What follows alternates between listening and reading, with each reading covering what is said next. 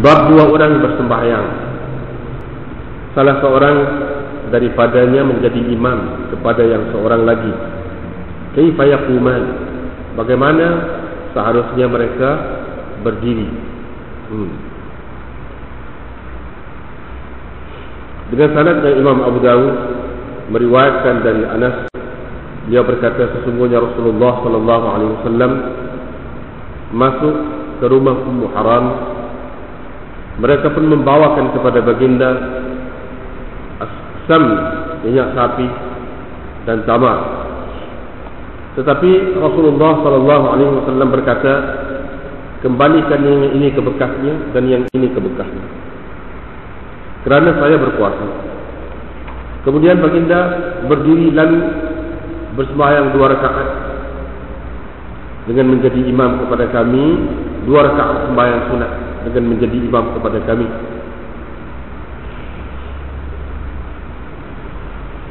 Ummu Sulaim dan Ummu Haram berdiri di belakang kami. Sabit berkata, wala a'lamu illa qala, aku tidak mengetahui melainkan dia berkata, aqamani an yaminihi ala bisaq, baginda memperdirikan daku di sebelah kanannya, ala bisaq, di atas satu hamparan. Dengan sanad yang Imam Abu Dawud meriwayatkan dari Anas bin Malik, sesungguhnya Rasulullah sallallahu alaihi wasallam telah mengimaminya bersama seorang perempuan dari kalangan mereka. Faja'alahu an yamini, baginda meletakkannya di sebelah kanan dan perempuan itu di belakang lagi, jadi di belakang Anas. Diriwayatkan dari Ibn Abbas, dia berkata, aku pernah bermalam di rumah mak saudaraku, yakni mak cikgu Maimunah. Pada waktu malam Nabi SAW bangun, lalu membuka gereba dan mengambil air sembahyang. Kemudian baginda menutup mulut gereba itu, kemudian berdiri untuk bersembahyang. Aku pun bangun berwudu seperti mana baginda telah berwudu. Kemudian datang lalu berdiri di sebelah kiri baginda. Tetapi baginda akhadhani bi yamini, memegang tangan kananku, fa adarani min wara'ih, lalu memusingkan aku dari sebelah belakangnya dan terus memperdirikan aku di sebelah kanannya. Fa sallaitu ma'ahu, aku pun bersembahyang bersama baginda. Dengan sanadnya Imam Abu Dawud meriwayatkan dari Ibn Abbas lagi dalam kisah ini, qala, beliau berkata, baginda memegang kepalaku ataupun jambulku lalu memperdirikan aku di sebelah kanannya. Bab idza kanu salasatan kaifa yaqumun, kalau mereka 3 orang, kalau mereka yakni makmum 3 orang, bagaimana seharusnya mereka berdiri yakni dalam sembahyang. Dengan sanadnya Imam Abu Dawud meriwayatkan dari Anas bin Malik, beliau berkata, sesungguhnya neneknya Mulaikah telah menjemput Rasulullah sallallahu alaihi wasallam makan. Makanan yang telah dibuatnya. Maka baginda memakan sedikit daripadanya, kemudian berkata, "Qumu, bangun, biar aku sembahyang untuk kamu." Jadi aku sembahyang dengan mengimami kamu. Qala Anas berkata, aku pun pergi mengambil satu tikar yang telah pun hitam kerana lama digunakan. Lalu aku merenjiskannya dengan air. Faqama alaihi, Rasulullah sallallahu alaihi wasallam berdiri di atas tikar itu. Aku dengan seorang anak yatim membuat saf di belakangnya, berada dalam saf di belakangnya, dan orang tua itu, yakni neneknya itu, min wara'ina, di belakang kami lagi. Fa shalla lana raka'atain thumma sharafa, baginda bersembahyang dengan mengimami kami 2 rakaat. Thumma sharafa, kemudian beliau berangkat pergi. Diriwayatkan dari Abdurrahman bin Al-Aswad dari ayahnya, dia berkata, Aswad, Alqamah dan Aswad telah meminta izin untuk bertemu dengan Abdullah, yakni Abdullah bin Mas'ud. Wa qad kunna aqalna al-qu'ud ala babih. Abdullah berkata, kami telah lama berdiri, lama duduk, aqalna al-qu'ud ala babih, lama duduk di hadapan pintunya atau di luar pintu rumahnya. Selepas itu seorang gadis ataupun hamba sahaya perempuan keluar. Dia pun meminta izin daripada Abdullah untuk mereka berdua. Beliau pun mengizinkan, yakni supaya mereka masuk. Thumma qama, kemudian dia berdiri. Fa shalla baini wa bainahu, lalu dia bersembahyang di antara aku dan dia. Yakni dia duduk di tengah. Makmum itu lalu karena saya beginilah. Aku pernah melihat Rasulullah sallallahu alaihi wasallam lakukan. Babul imam yanharifu ba'da taslim. Ini bab imam berputar ataupun berpusing selepas memberi salam. Dengan sanadnya Imam Abu Dawud meriwayatkan daripada Jabir bin Yazid bin Al-Aswad dari ayahnya. Beliau berkata, aku telah bersembahyang di belakang Rasulullah sallallahu alaihi wasallam. Baginda kalau telah selesai bersembahyang, inharafa, akan berpusing, akan berputar.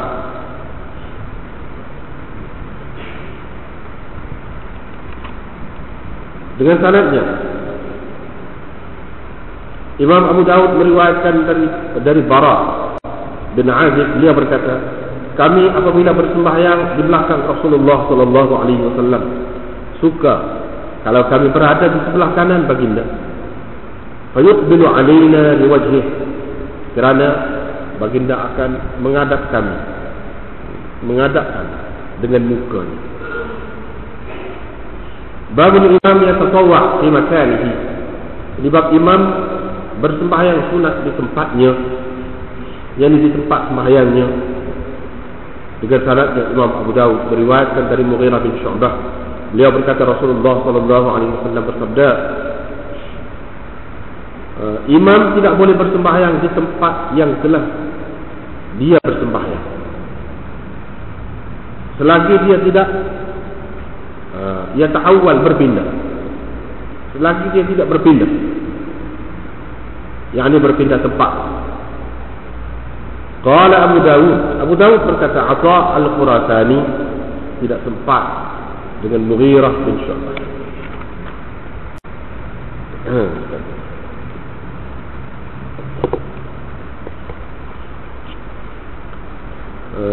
Bab mula-mula malam ni, ini semua ni cerita tentang kaifiat ataupun kedudukan ketika berjemaah. Bagaimana nak duduk, kalau dua orang lagu mana, kalau tiga orang lagu mana, kalau ada perempuan lagu mana. Itulah nak cerita cara kedudukan atau kedudukan dalam sembahyang.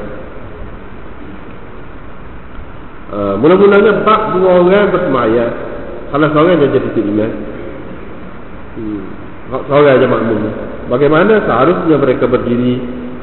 Tujuan Imam Abu Dawud membagi tajuk ni ialah dia nak menceritakan tentang khilaf yang berlaku di antara ulama berhubung dengan kedudukan makmum di belakang imam.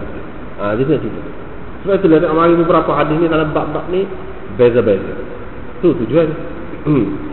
Ada khilaf di situ. Bila Nabi sallallahu alaihi wasallam pergi ke rumah Ummu Haram tu, mereka pun bawakanlah, yakni untuk jamu Nabi lah, minyak sapi dan buah tambah. Tapi Nabi sallallahu alaihi wasallam tu atas balik lah, tak payahlah masuk semula dalam kah, sebab aku puasa. Lepas tu dia pun bangun sembahyang. sunnah. Semayang dengan kami lah. 2 rakaat. Ummu Sulaim dan Ummu Haram berdiri di belakang kami. Sabit berkata, ini perawi daripada Anas ni, dia kata, yang aku pasti ialah dia berkata, Anas kata, Nabi SAW letak aku di sebelah kanan. Di atas satu hamparan sebelah kanan. Itu hak cerita rekah. Dalam cerita hak lain, hak kemudian yang kita sudah baca dan tadi terjemah dah tadi, mula-mula dia duduk di kiri. Nabi SAW pepegang dia, lihat mari sebab di belakang ni dia duduk di atas. Dalam satu riwayatnya pegang tangan kanan dia. Bila dia duduk di kiri, Nabi SAW pegang tangan kanan, dia pusing.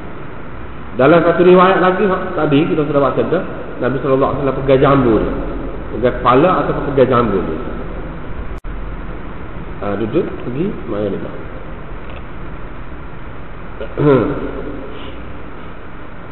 Duduk alif belakang. Alif mari balik belakang ni duduk alif kanan.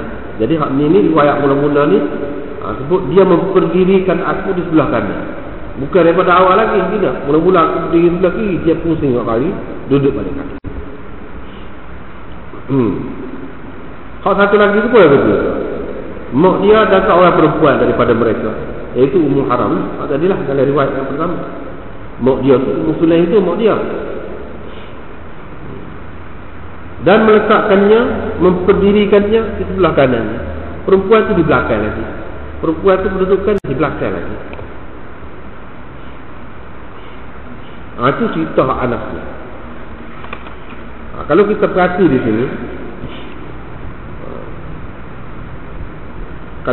di sini, Imam Abu Daud nak mengisyaratkan kepada beberapa perkara. Satunya tadilah khilaf.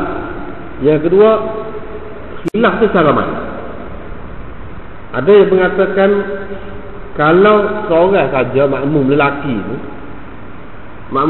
seorang, dia 2 orang tu, ataupun makmum lelaki seorang, ada lagi hak perempuan hak lain di belakang, maka kedudukannya kena duduk di kanan. Hak tu boleh katakan semua timur gitulah, duduk terdekatlah ke sikitnya ke bawah sikit daripada perdirian tu imam, kakinya sebelah kanan. Boleh dikatakan semua setuju lagu tu lah. Memang hak tu lah hak kebanyakannya, dan hak tu lah yang terbaiknya. Tetapi kalau duduk di kiri juga, cara mana? Situ ada khilaf. Ada yang mengatakan makruh, ada yang mengatakan tidak makruh, sah-sah semaya.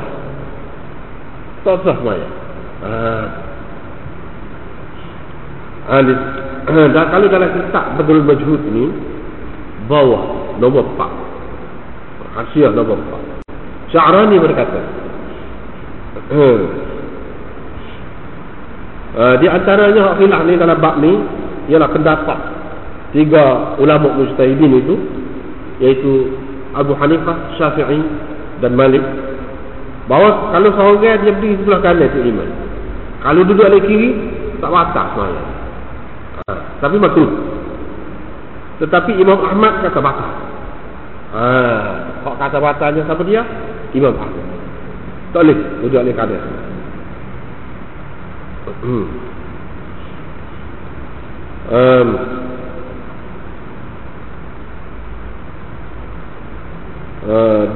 Lepas tu ada juga pendapat Sa'id bin Musayyab dan Ibrahim An-Nakhai yang mengatakan kalau makmum seorang, ini pendapat dia, makmum tu dia duduk di belakang, dia imam di belakang, posahnya ni duduk imam kat situ, bukan duduk dekat sebelah di kanan tu dah, duduk di belakang lah, pada sah pertama lah kalau kita kata, duduk situ kok seorang saja. Hingga kepada imam rokok, tunggu hingga kepada imam rokok. Dalam keadaan itulah, kalau orang mari tunggulah duduk situ. Tapi kalau orang tak mari bukan sampai rokok tu, pergi duduk sebelah imam. Itu pendapat dia. Itu pendapat. Perkara pertama dalam hadis ini. Perkara kedua, Nabi SAW pergi ke rumah orang akad dia tu taruh balik. Ini kalau kita tengok dalam setengah-setengah riwayat itu bercanggah dengan adab dia. Adab dianya kalau orang akad makanlah. Biasalah lagu tu. Tapi kenapa dia buat gini? Ini menunjukkan bahawa tidak semesti kalau kita pergi ke rumah orang tu kita makan. Terutamanya kalau orang tu sudah biasalah dengan kita, orang rapat lah, keluarga, anak-anak, kita tidak segan silu dengan dia, kita boleh buat. Tak payah lah. Mana tak perlu kita melewat tuan rumah lebih daripada hak kita. Misalnya kita puasa, kita boleh buat tak apa, puasa tak. Tetapi kalau orang hak tak biasa, dia ada dua pendapat lah. Satu mengatakan molek buka. Satu lagi mengatakan tak molek buka. Oh ya, dia ada dua pendapat. Ini kalau kita pergi ke tempat orang. Kalau orang mari ke rumah kita, lebih kuat sikit. Balik buka puasa tu boleh. Balik buka puasa tu molek. Makan sekali dengan dia, ambil hati dia. Lepas tu hak puasa tak ni, dia ada dua pula pendapat. Kalau sudah dibatalkan, sudah diberhenti, putus lagu tu. Kalau mengikut Syafi'i, Ahmad dan lain-lain yang mengatakan tak apa, bukan hak sunat tak apa, tak perlu qada. Tapi kalau Hanafi, dia kata dah kena qada. Walaupun hak sunat, apabila kita sudah start, kita batalkan dia, kita kena qada. Wajib qada. Tak qada dosa. Itu mengikut dia. Sebelum start tu tak dosa kalau tak buat. Tak sunat, tak dosa kalau tak buat. Tapi kalau dah start batal, tak boleh, kena qada. Tak qada dosa. Sebab wajib. Dia wajib. Itu beza. Dengan sebab itulah bagi orang-orang Syafi'i, dia lebih mudah.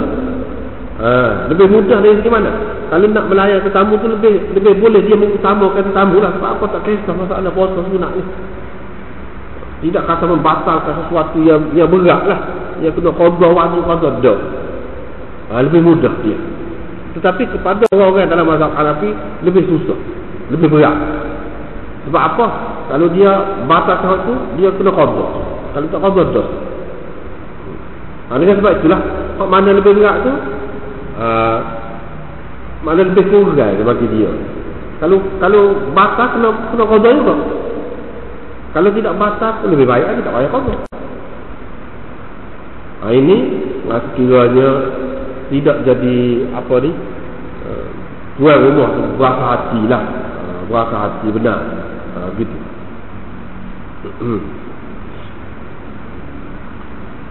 Tak apalah kalau kita rayak, kita puasa, rayak kita berada, itu yang kedua. Yang ketiga, rayak ibadat, kita duduk buat ibadat, tak apa.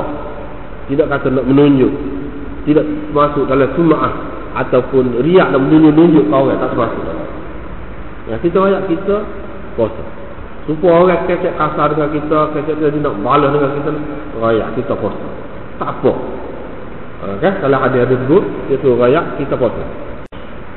Ini tidak termasuk dalam nak menunjuk-nunjuk, nak suruh orang tahu kita ni buat ibadah. Tidak, tak termasuk dalam.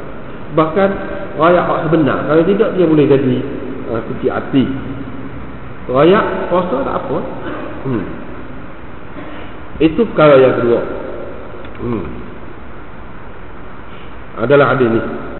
Perkara yang ketiga, hak kita nak buat tu baik tu, nak jamu orang.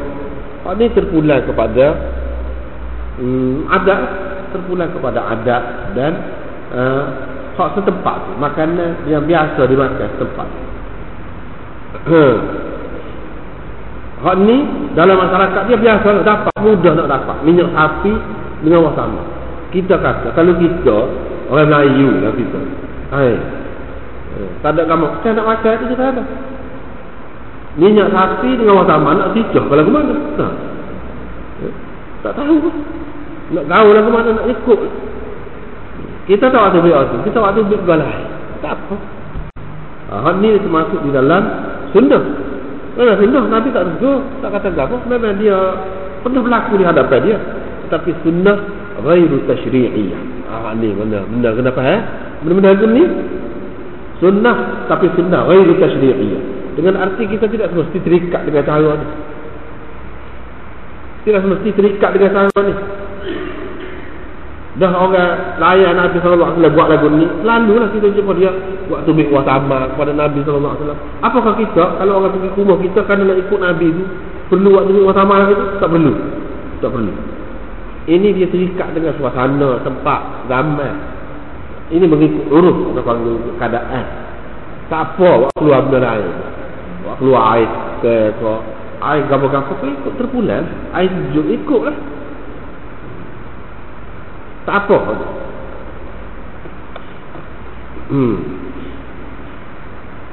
Dan ini menunjukkan bahawa di sesuatu tempat tu kadang-kadang makanan biasa, tapi bagi tempat lain tidak biasa, jadi kepelik dan susah.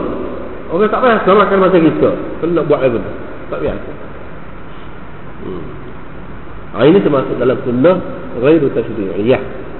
Ulama bagi banyaklah masuk dalam sunnah ghairu tashri'iyah di lagu mana. Banyak. Di antaranya cara perang, teknik perang, guna senjata, pakaian, makan minum, kenderaan. Sunnah tu apa mana? Nabi SAW guna pedang apa, lembing, kuda, guna pakai kain tidak berjahit tengah, pakai kain lagu tu. Guna. Tetapi mestikah kita terikat ikut hak tu? Tak. Dan ada kelebihan kalau kita terikat lagu tu, boleh kalah semata-mata kerana tak. Harus saja. Itu termasuk harus saja. Itu sunnah ghairu tashri'iyah. Tidak kata bila kita perang kalau kita guna pedang akan diberi pertolongan oleh Allah SWT, turun malaikat seperti mana Nabi dulu. Tak ada. Benda tu tak ada. Dah boleh pahala kerana kita ikut sunnah Nabi. Tidak. Jangan dibuat lagu tu. Tak kena. Tak faham hadis molek lagi sekali lagu tu. Kalau tebal buat juga tak kena.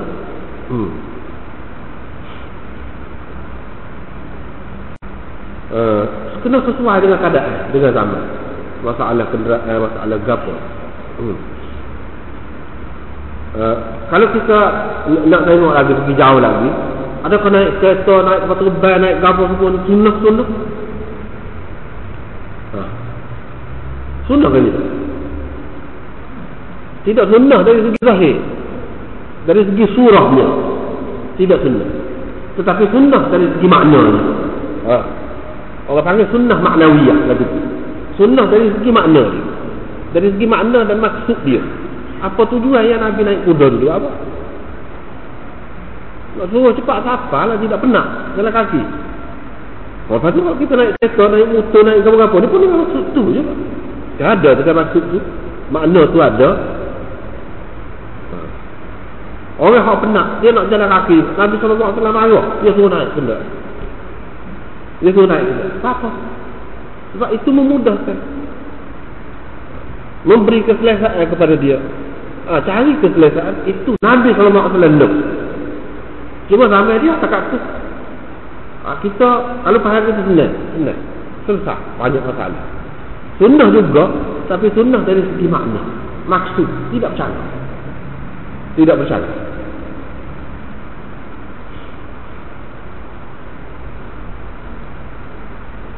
Tapi sunnah dari segi rupa tidaklah, memang tidak. Dari segi rupa tidak. Itu yang kelima. Yang kena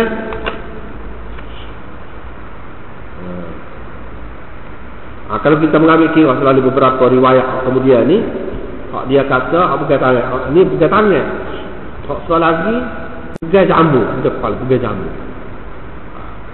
Ini menunjukkan bahawa anak semaya tak pakai piyah. Setengah-setengah orang dia kata kalau semaya tak pakai piyah makruh. Yang bercanggah dengan hadis-hadis umpama itu, tak perlu, tak ada.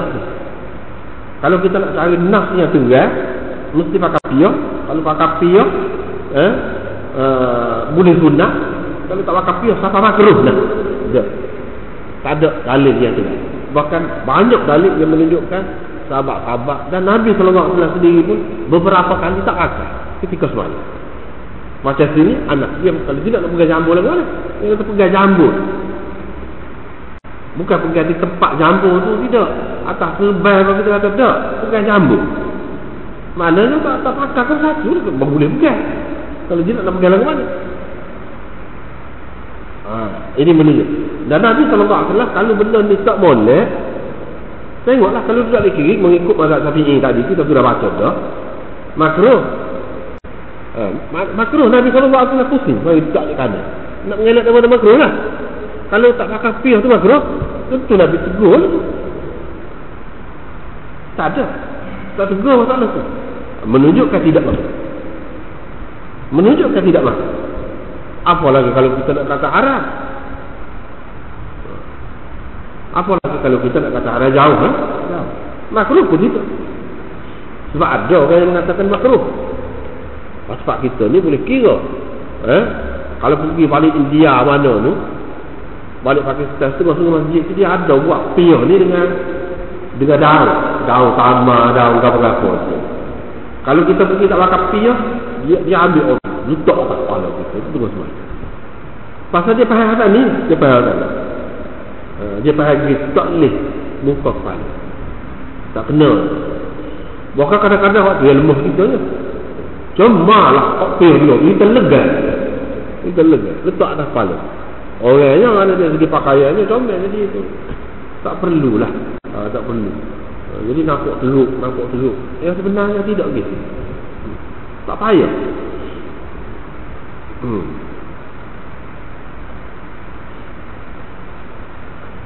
Itu perkara yang kena.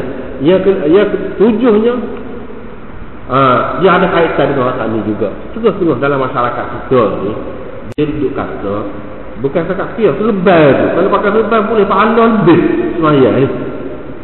Boleh pahala lebih. Itu pun tak benar. Bahkan ulama-ulama dalam kitab-kitab hadis maudhu' ni kan, dia sebut dah tidak ada satu pun hadis yang sahih berhubung dengan kelebihan pakai selebar dalam semayang. Ada dapat kelebihan lebih dari semayang? Tak ada sahabat. Gitu pendudukan. Nak pakai? Boleh nak pakai, tak ada masalah. Cuma dengan anggapan lagu tu tak kena tu. Tak kena. Saja sia-sia. Kalau dia anggap dengan kita pakai kita lebih, artinya kita pakai hak maudhu' kita tak tahu gasat. Sebenarnya tak ada gapo kelebihan pun.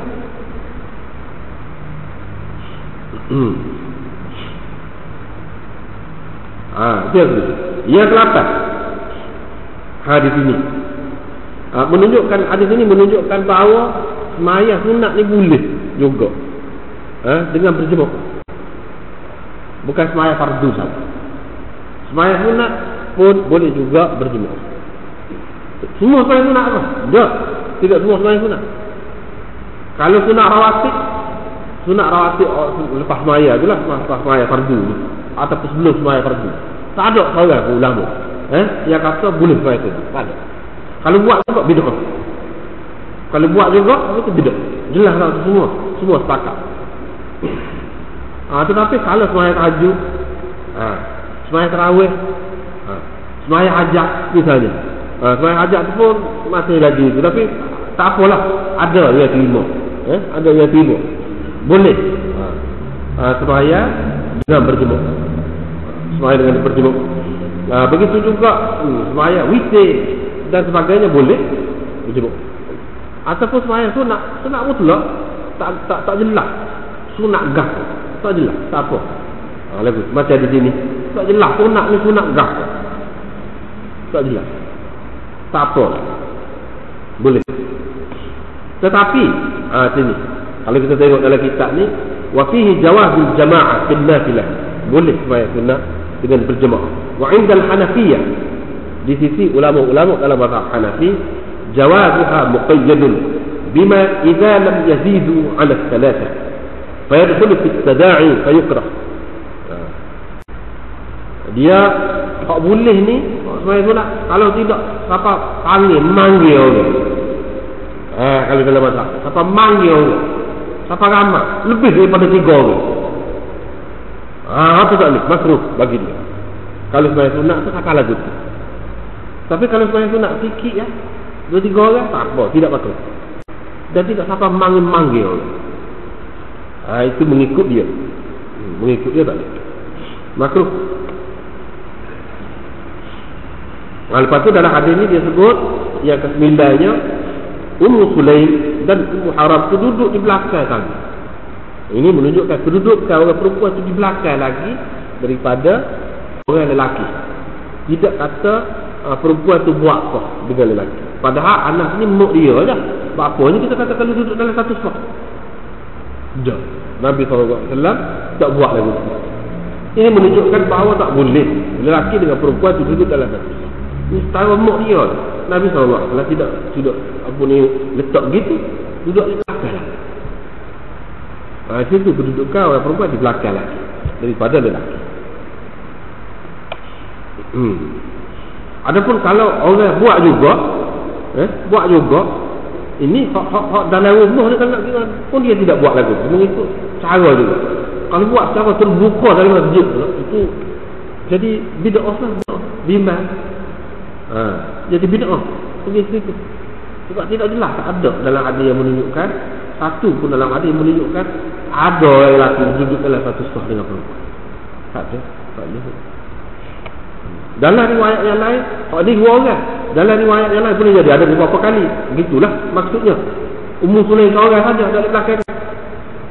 Ataupun Mulaikah tu nenek dia tu seorang ada di belakang. Dalam riwayat apa lagi? Duduk di belakang.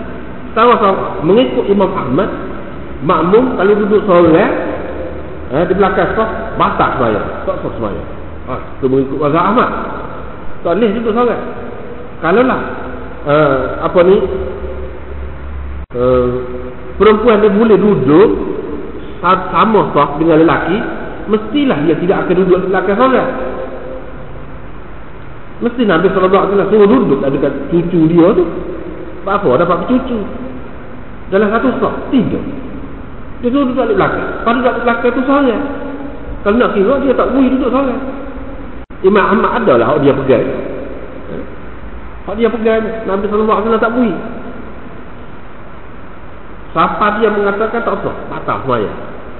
Tetapi tidak batal dalam keadaan orang perempuan di sana. Menunjukkan bahawa orang perempuan kena duduk di belakang. Mesti. Walaupun seorang. Apatah lagi kalau ramai. Itulah. Macam itulah kalau ulama faham je. Apatah lagi kalau ramai. Kalau seorang pun duduk di belakang, tak boleh duduk dalam satu tempat. Walaupun dengan cucu pun. Gitu. Bahkan dalam riwayat Ibnu Mas'ud ada disebutkan bahawa Nabi SAW bersabda, akhiruhunna min haitsu akharahunna Allah. Letaklah mereka di belakang di tempat yang Allah telah tentukan untuk mereka. Duduk di belakang itu ketentuan Allah. Kalau berdasarkan riwayat itu, walaupun kebanyakan ulama mengatakan hadis itu mauquf, tapi mauquf pun kalau kita katakan mauquf fi hukmil marfu' mengatakan. Sebab apa dia tak akan boleh kata dengan ijtihad lagu tu. Benar lagu tu. Tak boleh dengan ijtihad. Siapa dia kata di tempat yang Allah letakkan mereka. Tak boleh lagu tu.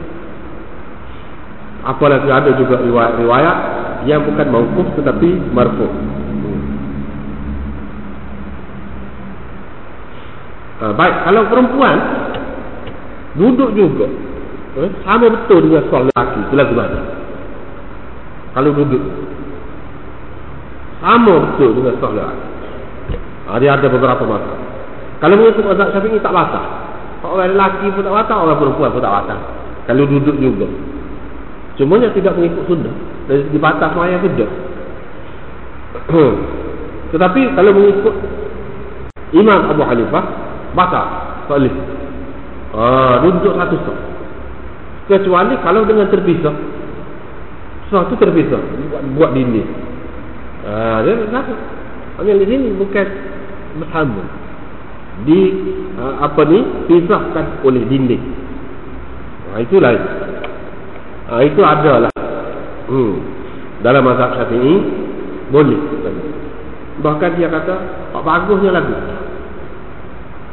Bagusnya lagu. Supaya zaman dulu ramai banyak masjid buat lagu tu. Tetapi orang kemudian mari dia kata orang perempuan kena duduk di belakang. Ya, itu pun ialah juga, ada juga dalam hadisnya. Cuma ni kalau mengikut ijtihad ulama dalam mazhab Syafi'i, seperti Imam Nawawi dan lain-lain lagi, tak apa, boleh duduk alik kiri sebelah lah, sama. Sebab apa? Sebab dia pegang dengan hadis tu, sebaik-baik saf tu saf depan. Nabi SAW kata seburuk-buruk saf tu perempuan tu depan sekali tu dalam keadaan pada masa dia tu. Pada masa dia tu, orang perempuan kalau duduk depan tu hanya minta molek. Dia isyarat kepada keadaan tertentu. Dan seburuk-buruk saf ialah alik belakang. Sebab alik belakang tu hak malah, hak munafik. Dia nak isyarat kepada benda lain. Itu. Kalau nak kira dari segi saf ni, supaya lelaki ataupun perempuan paling molek depan. Tetapi kalau ada pemisah. Tetapi bagi hak alik ni pula, dia kata kalaulah hak lagu tu hak lebih molek, tentu Nabi SAW sudah buat lagi. Adakah satu dalil sekali kau bahawa Nabi SAW letak dengan dinding kita di sini ia sama? Adakah? Tak ada.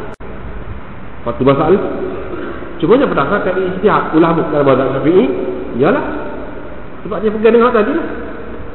Sebab orang kata sebaik-baik saf perempuan ialah hak alik belakang sekali. Hak tu keadaan pada masa itu keadaan tertentu, bukan untuk semua keadaan. Kalau dalam keadaan terpisah, mana tidak ada fitnah antara lelaki dengan perempuan, tak apa, bahkan boleh begitu. Sebab isyarat kepada duduk sah depan ni apa makna? Makna sanggup duduk depan sekali lah untuk Islam. Sanggup duduk depan sekali untuk Islam. Tidak orang lelaki saja, orang perempuan pun dikehendaki begitu juga. Dia buat gitu. Tak apa, itu ijtihad, masalah ijtihad. Tetapi kalau kita nak pakai hak lagu tadi mengikut zahir hadis, kebanyakan adalah hadis untuk orang perempuan di belakang tu, itu lebih molek. Cuma hak tangan lagu tak ni, kita tak boleh. Siapa nak kata bid'ah, tak boleh. Dia masih lagi dalam bab ijtihad, masih lagi silap benar. Sekiranya ada, tak apa dia dengan hal dia.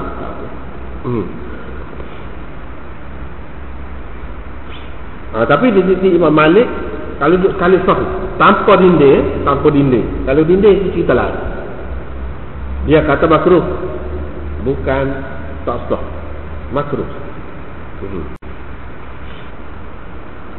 Lepas tu dia buat mari pula hadis Ibn Abbas. Ini jelas semayang ni jemaah juga. Semayang mana? Semayang tahajud. Semayang tahajud di belakang Nabi SAW dengan berjemaah. Ini jelas. Pasal tengah malam Nabi SAW bangun, pergi buka gereba, ambil air semayang gini-gini. Lepas pada tu aku duduk balik kiri, dia pegang, pusing balik kanan. Ini pun lagu kiri. Dia letak balik kanan juga. Lepas tu dalam riwayat satu lagi ni, Ibnu Abbas dia pegang jambu. Lepas tu pusing balik kanan. Babun idza kanu salasatan kaifa yaqumun. Kalau 3 orang lagu mana kedudukan? Riwayat daripada Anas bin Malik, dia kata nenek dia mulaikah jemput Rasulullah untuk makan yang dia buat. Nabi SAW pun makan. Sebab tadi juga lebih kurang tadi cuma ni nenek dia, tadi Ummu Sulaim mak dia. Yang pertamanya adalah ada ni boleh jemput makan. Tak ada apa-apa yang besar. Tak ada bayar nikah ke apa, tak ada. Saja nak jemput makan boleh. Tidak salah. Satu. Yang kedua, orang perempuan jemput orang lelaki boleh sekiranya tidak ada fitnah. Macam ni. Kalau ada fitnah tak boleh. Kalau ada fitnah tak boleh. Tapi kalau orang muda tidak ada fitnah, dia ada suami dia jemput, kita pergi, suami dia ada, itu tak ada satu. Tapi kalau dia seorang, kita pergi ke rumah dia, kita pergi jemput seorang juga, tak boleh fitnah. Lagu tu tak boleh. Buat makan boleh. Dan Nabi sallallahu alaihi wasallam tidak larang. Tidak larang. Dan tidak semestinya bila buat makan tu kena panggil ramai. Dan sahabat Nabi sallallahu alaihi wasallam ni ramai, dak. Panggil dia seorang pun tak. Tak apa. Tidak kata ni pilih kasih ke ataupun melebih ke, tak masuk dalam. Sebab setiap orang tidak mempunyai makanan yang mencukupi untuk jamu. Setiap kali nak jamu kena buat besar-besaran selalu. Tak mesti lah. Kalau seorang orang yang dikehendaki tu tak apa, boleh. Itu yang pertama. Yang kedua, Nabi SAW akala minhu. Akala minhu ni makan sikit. Itu makna minhu. Bukan makan perhabis. Dia makan sikit. Dia tidak kata makan perhabis. Apa? Hikmatnya. Ulama sebut hikmat ni dari segi adabnya. Kalau kita pergi rumah orang makan, jangan makan perhabis, kata dia. Jangan makan perhabis. Tapi kena tahu. Ni perkali orang kita ambil, kena tahu. So, sikit ke, serak ke sepotong ke, dia mesti tinggal juga. Boleh jadi ambil sini. Ambil sini. Kalau ambil sini baguslah, tak apa. Sebab apa? Dia ada maksud dia.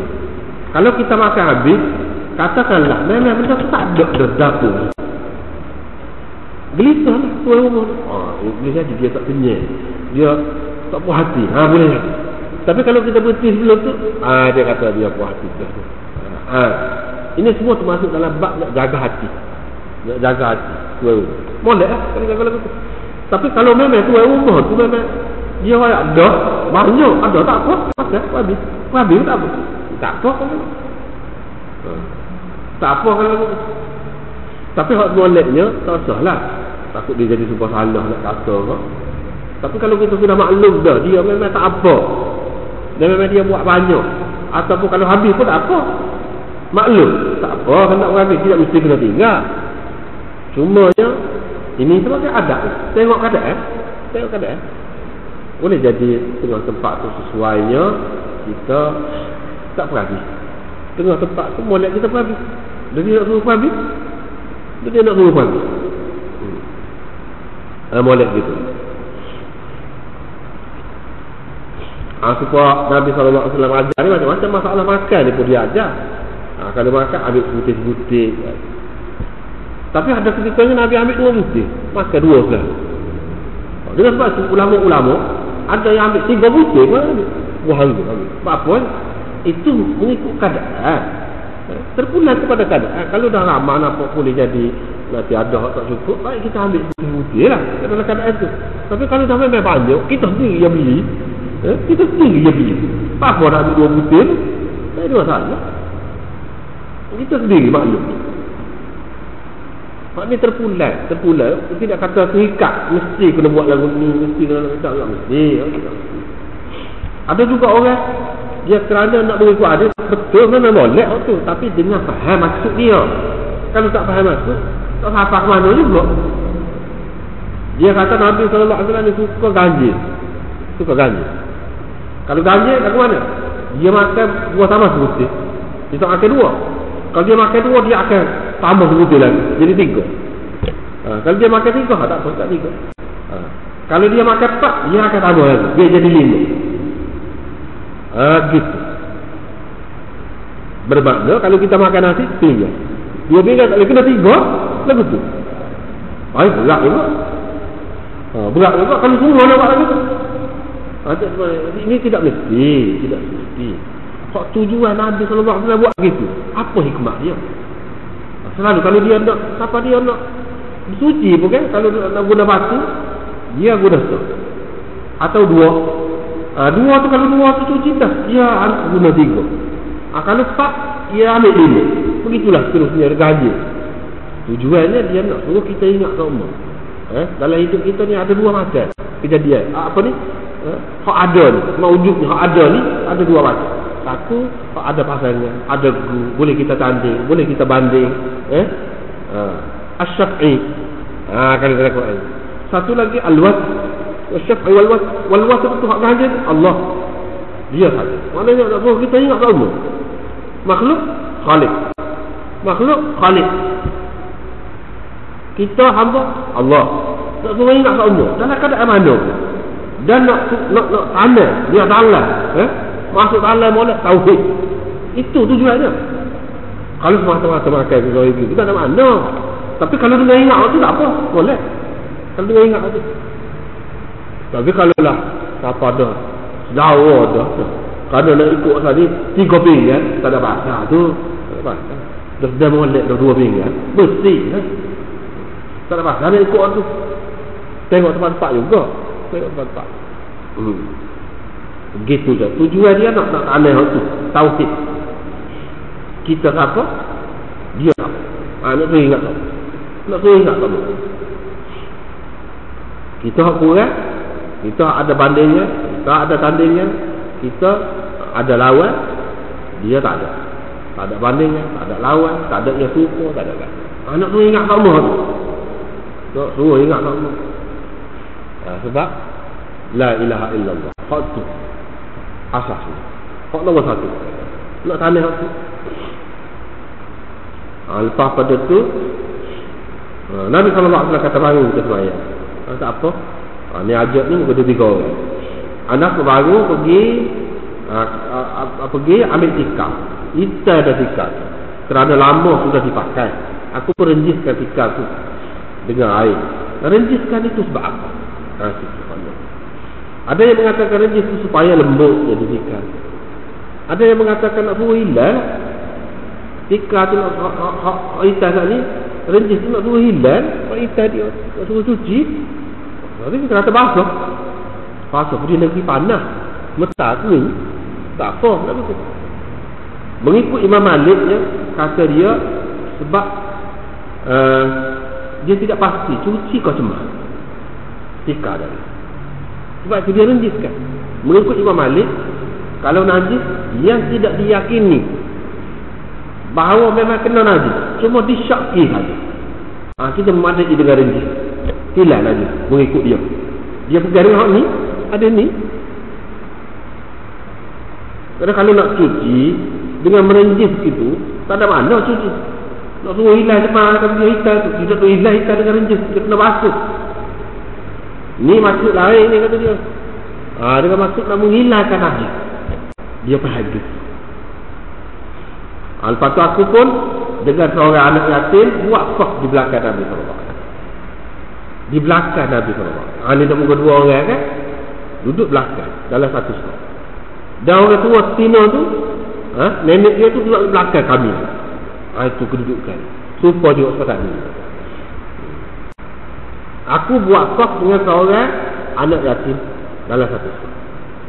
Hadis ini menunjukkan bahawa budak yang belum cukup umur lagi tak apa duduk sekali sah dengan orang sudah tua ni. Boleh buat apa? Hadis ini. Sebab apa? Anak kata aku dengan seorang anak yatim. Anak yatim ni mana tak balik lagi. Duduk dalam satu sah. Tidak mengganggu. Tak apa. Kalau tak boleh, tentu Nabi SAW larang. Bahkan kalau ada budak pun lelaki kena buat sah. Tidak kata budak tu duduk lain. Mana hak seorang ni, hak tua ni, hak berumur dah lah kita kata, duduk alik kanan pun tak dizina. Tetapi duduk dalam satu sah. Ini menunjukkan budak duduk dalam sah orang tua tak apa. Tua orang tu dia berdoa. Dia takut budak ni tak jauh lagi. Siapa tak boleh sentuh, dia suruh duduk jauh, tak boleh sentuh dengan dia, kain. Siapa gitu? Tu tak kena tu. Tak kena. Tak apa. Sebab kira kain dia ni. Sebab apa? Sentuh tu. Kalau katakanlah dia tidak sunat lagi pun. Katakanlah dia tidak sunat lagi pun. Tidak kena waktu. Kita kena baju dia, baju tu suci. Tak apa.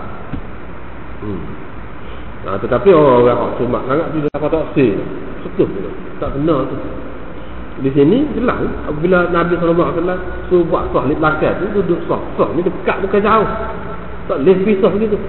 Syaitan masuk pula celah. Dengan sebab itu semestinya dia berhenti. Lepas tu kalau kita kata sudah jadi kebiasaan pokok dia sunat dah kecil. Tak juga. Sebab tu kalau kita tengok dalam kitab-kitab syarah hadis ni banyak. Dia banyak mereka sunat. Ada setengah-setengah tu masyarakat tu memang daripada kecil. Baru mari baru hari ni sunat dah. Ada seminggu kau ada. Ada yang macam-macam 7 tahun. Ada 10 tahun, 15 tahun, tak apa lagi. 15 tahun tak apa. Nabi Ibrahim umur berapa? Sudah. Tua benar. Cumanya Nabi Ibrahim itu dia sunat diri. Dia sunat diri. Tapi kalau orang lain sunat pun kita tak pandang, tak apa. Walaupun tua dia itu dimaafkan. Tak apa. Nak ceritanya sunat tu kalau cuma dia masalah mazhab lah. Dia kata gini, dia kata gini. Tetapi pada dasarnya dia nak suruh sunat sangat tu takut tadilah cemar, celah-celah tepi-tepi. Takut cemar. Sebab air kecil kan dia lekat lah. Macam kita kata kotoran dia.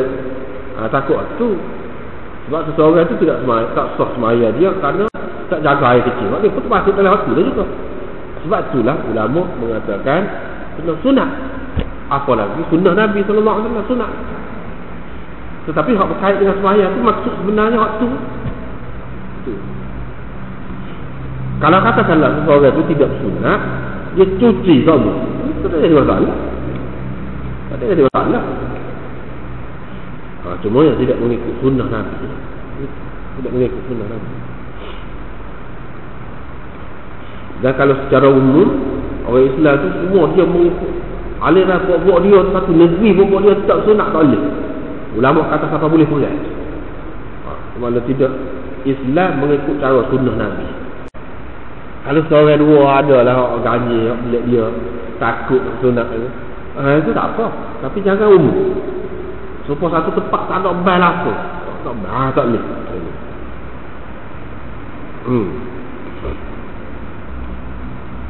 Lepas tu Nabi SAW balik pergi rumah dia.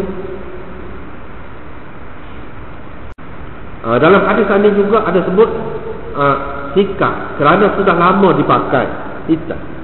Sikap dia guna perkataan pakai. Guna perkataan pakai. Situ kira ulama tu. Pakai ni apa baju ni ke? Pakai tu ke pakai? Kau lagu banyak. Situ kira. Terus ulama dia kata berdasarkan hadis ini tidak semesti macam baju tu orang panggil pakai. Kalau tikar tu pakai, lalu mana ada pakai sejadah? Pakai sejadah. Mana guna sejadah? Boleh guna pakai. Apa yang kita kata apa faedahnya? Dia kata kalau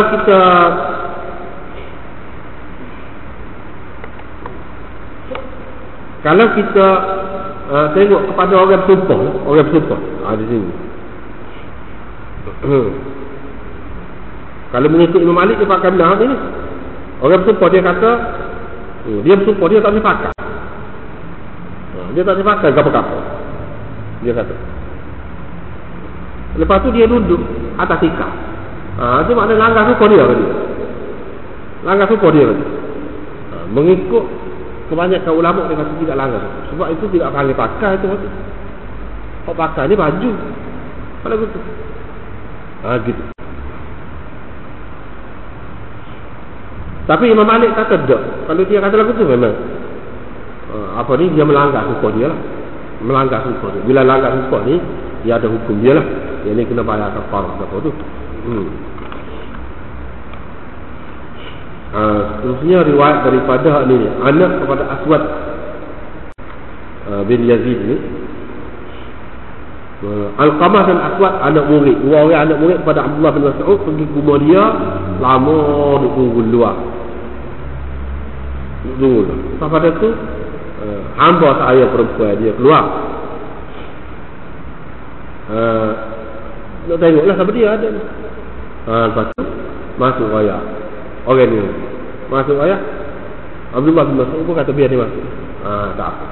Ini menunjukkan lama duduk di rumah orang tu, kadang-kadang kita tak boleh suka buruk, tak boleh kata dia gini tak boleh sombong kau.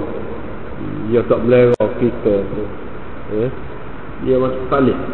Sebab kita tidak tahu dia jalan tu lagu mana. Terutama kalau pergi gitu, tidak berjanji dulu. Kalau molek tu terutama sampai kita sekarang ni, molek benar. Kalau sebelum pergi tu maknanya janji dah. Baru-baru nak tak apa. Tapi kalau pergi dengan tidak berjanji, kalau lama lah katakanlah nak boleh pergi, kita tak boleh kata kadang. Itu satu. Yang kedua, masuk dalam rumah orang. Ini adab Islam. Tak boleh mudah-mudah. Walaupun kata anak murid besar ni, anak murid istimewa ni, Allah SWT. Demon ni lah saya bayar ilmu dia pula kemudian. Tidak kata dah anak murid ni, anak murid rapat. Bebas masuk dalam rumah. Tak boleh. Belum minta izin. Minta izin dulu. Duduk dulu lah. Kalau dia kira duduk dulu apa, duduk dulu lah. Kita tak boleh. Terutama kalau kita pergi tiba-tiba gitu. Sebab kita tidak tahu dalam rumah tu lagu mana. Boleh jadi dia rasa tidak selesa ke kalau orang masuk dalam keadaan lagu mana. Kalau pakai luar saja pun, luar saja. Tak apalah. Kita jangan bahasa lagu mana. Lepas tu dia pun suruh masuk. Tak apa masuk. Bila masuk, semaya. Dia semaya, dia letak alik ni seorang, alik ni seorang. Dua orang, alik ni seorang, alik ni seorang. Seperti dengan semaya seorang-seorang tu lah. Bukan jauh, betul. Belakang tu, tepi je. Ini pun alik seorang. Lepas pada semaya, dia kata lagu ni, aku tengok Rasulullah semaya. Pula. Aktiviti mungkin lah, itulah. Itu jual Imam Abu Dawud semaya belakang tu, dia nak ayatnya pucah bilah. Dalam mazhab Imam Abu Hanifah, sampai sekarang ni, dia kata lagu ni boleh. Lagu ni boleh. Bahkan dia guru nombor satu dia kalau di kalangan sahabatnya Abdullah bin Mas'ud. Itulah mazhab Hanafi. Abdullah bin Mas'ud buat lagu. Kalau kita nak buat lagu tu tak apa. Harus. Lebih molek? Tidak. Kalau lebih molek dia duduk buat asal di belakang. Tetapi buat lagu tu boleh, harus. Sebab dia kata aku telah melihat Nabi SAW. Tengok ulama kata dah. Hak ni cerita hak dulu sudah masuk dah ni. Hak ni cerita Ibnu Mas'ud belajar semasa di Mekah. Tentang sembahyang. Pada masa tu Ibnu Mas'ud ayat memang pelik, banyak pelik kat sembahyang dia. Pada ketika rokok tu bukan letak tangan atas lutut. Seperti kita buat lah ni. Tapi letak tangan gini, nampak gini letak celah semua. Pada masa tu. Di antara hak Ibnu Mas'ud riwayat benda ni, di antaranya ada juga cerita tu. Dah hak tu sudah masuk dah, tak ada dah. Semua orang tak terima dah. Orang tangis takbir. Hak tu buat lagu tu letak jelah bawah tu takbir. Tak ada dah. Tak boleh buat. Masuk dah. Sebagaimana hak tu masuk, hak ni pun sudah masuk juga. Itu pendapat yang kedua. Pendapat yang ketiga dia kata hak ni, hak Nabi SAW buat gini dalam keadaan kesempitan tempat. Tempat sempit. Nak duduk buat asas tak boleh. Misalnya kita duduk atas kapal atau duduk atas apa-apa kenderaan ke, ataupun dalam rumah bilik sempit. Kalau nak buat asas di belakang tak boleh. Lagu mana nak buat? Duduk di kanan kedua ke? Kalau duduk di kanan seorang, di kiri seorang. Dia kata di kanan seorang, di kiri. Gitu caranya. Ini nak menggambarkan cara pada ketika tempat sempit. Dalam keadaan tempat tu sempit, lagu mana nak buat? Lagu ni. Tetapi kebanyakan ulama dalam mazhab Hanafi, mereka mengatakan bahawa ini tidak kerana sempit, tetapi ia menunjukkan harus, boleh. Dan nak kata mansuh, dia tak sih. Tak sih kata mansuh. Hak ni, hak tasbih tu memang sudah mansuh.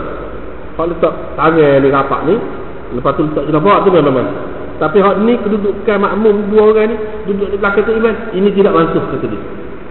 Bahkan ini termasuk dalam harus. Tak harus. Boleh sampai sekarang ni nak buat, boleh. Tetapi kebanyakan ulama tak terima hadis ini. Sebab apa sanad dia? Imam Abu Dawud pun nak mari. Sebab apa orang kebanyakan tak pakai hak ni? Sebab ni kaedah dia. Ulama-ulama ahli mujtahid mana-mana besar-besar, dia tak dapat tidak. Dia mesti kena hadis. Dia perhati hadis. Mesti. Tak boleh pergi. Tak boleh seseorang itu intihad dengan dia tidak pandai langsung pada hadis. Tak mungkin lah betul.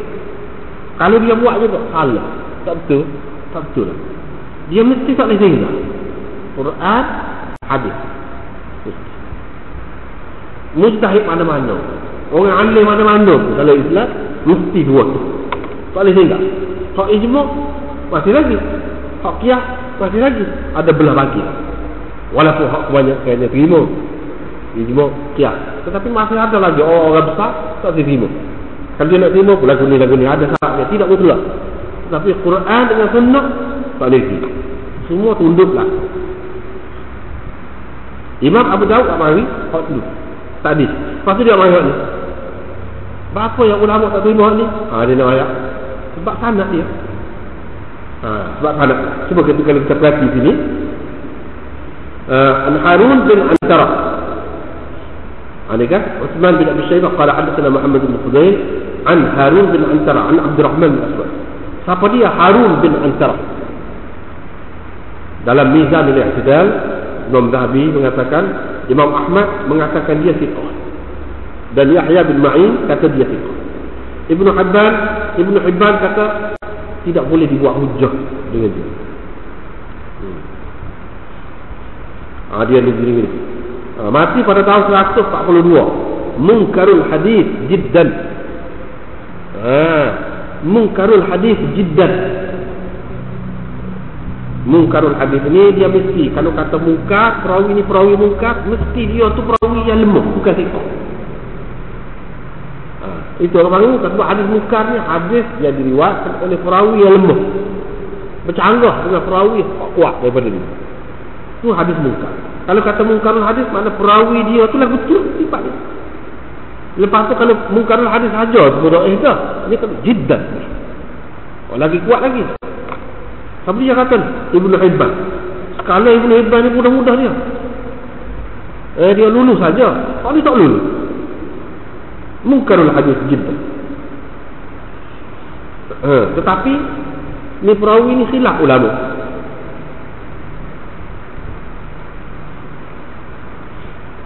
Daraqutni kata yuhtajju bihi.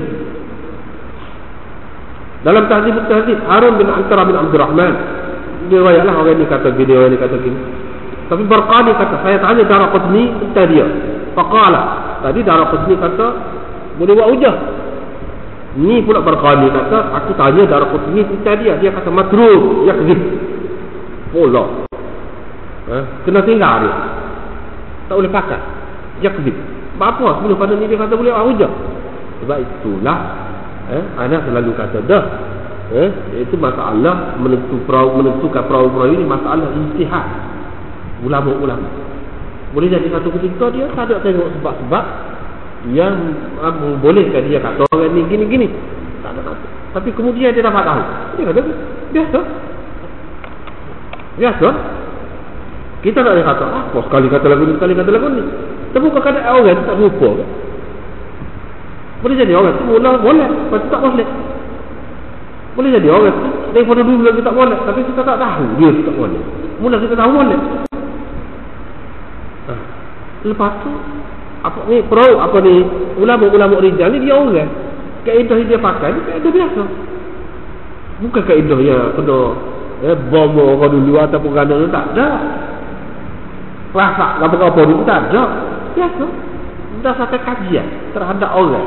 Gitu. Dia tidak dapat wahyu, tidak dapat gambar. Sebab itu ada khilaf. Bila ada khilaf, kita kena tengok. Pasti itulah benar jadi apa ni? Pertikaian ulama tu. Lepas pada itu dia Ibnu Hibban dalam thiqah dia, qultu wa fi dhu'afa aidan. Dalam dhu'afa dia kata munkarul hadis jiddan. Dia meriwayatkan banyak sekali hadis munkar hatta yasbiqa ila al-qalb annahu muta'ammid laha la yajuz al-ihtijaj bihi bihal. Banyak sangat dia mari benda-benda pelik-pelik ni sehingga timbul dalam hati kita, sehingga kita berasa macam dia sengaja. Benar. Tak boleh sama sekali kata dia dibuat hujah. Itu kata dia. Orang-orang hak timur ni dia kata lagu mana? Hak timur ada sini. Dia kata Imam Abu Daud tak ada komen kata. Salah satu kaedah umum yang ramai juga ulama pakai, kalau dalam Abu Daud ni dia tak ada komen ke apa-apa. Dia tak ada kata qala Abu Daud gini-gini. Menunjukkan kurang-kurangnya di sisi dia ada ini hasan. Bila asal boleh pakai. Itu. Tapi ulama-ulama yang pegang kemah lah, taklah dia sadak dia perawi dia tak dipakai. Dia tak dipakai. Baiklah. Kalau kita kata kita tak dipakai ni, tak dipakai ni lah mana contoh? Kalau semua tempat sepik. Supaya tempat sepik. Jadi boleh dengan sendiri je lah. Tak payah ada ni. Boleh dengan sendiri. Mana atas lah mana kalau nak buat pun tak boleh. Takkan nak putus dinding tu. Kita kata. Mana boleh lah. Kalau tak ada andi tak apa boleh lah. Tak nyabik dengan andi. Dia mahu kata pun. Takut ada ini kata. Kalau kita terima ni kita nak lakukan. Boleh lah. Nak lakukan mana pun ada kandang. Ni saya sepik ni sepik. Sepik yang boleh buat tu 3 orang. Nak duduk lagu mana? Alik ni lebih luas sikit. Alik ni ada juga luas tapi rendah atas katakanlah. Duduk alik ni kedua apa? Boleh lakah tu tak ada masalah. Tak ada tak ni pun tak apa. Ni kata kita masalah nak agama, nak sembahyang, nak ibadat, nak agama ni dia kena jelas, kena kuat. Tak boleh nak main-main mudah-mudah gitu. Banyak perkara pada dah. Masuk dah ke tidak? Kalau masuk dah tak boleh pakai. Kalau tidak masuk lagi, secara mana apa maksud dia? Apa maksud dia? Lepas tu kalau kita tak ada orang ni, kita tak boleh fikir dah cara kita nak buat lagu mana. Dan kalau boleh, tak ada kelebihan tu. Tak ada kelebihan. Apa lagi kalau dia tu mungkarul hadis jiddan. Dan kalau kata Daraqutni itu dia matruk, yakdzib. Bila dia berdusta lagi berat lagi. Yang ni kalau mengikut Daraqutni ni tak dipakai. Kalau dia kata yakdzib gitu, dia boleh jadi hadis dia tu maudhu' gitu. Babul imam yanharifu ba'da taslim. Sekali.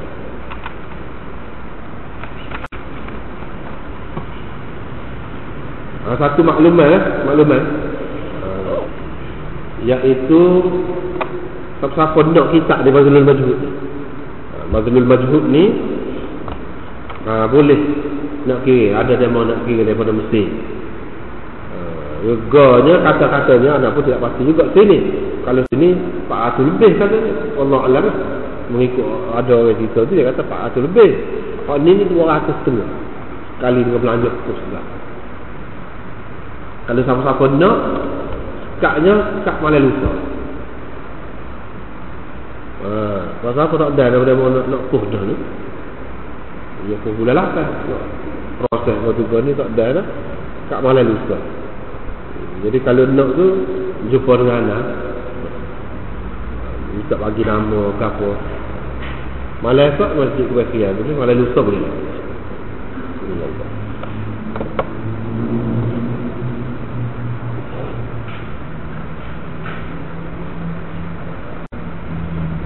Kitab ni 10 jilid 10 jilid tempat-tempat ni 10 jilid 200 tu 10 jilid bawah benar ni. So jilid ni 2 jilid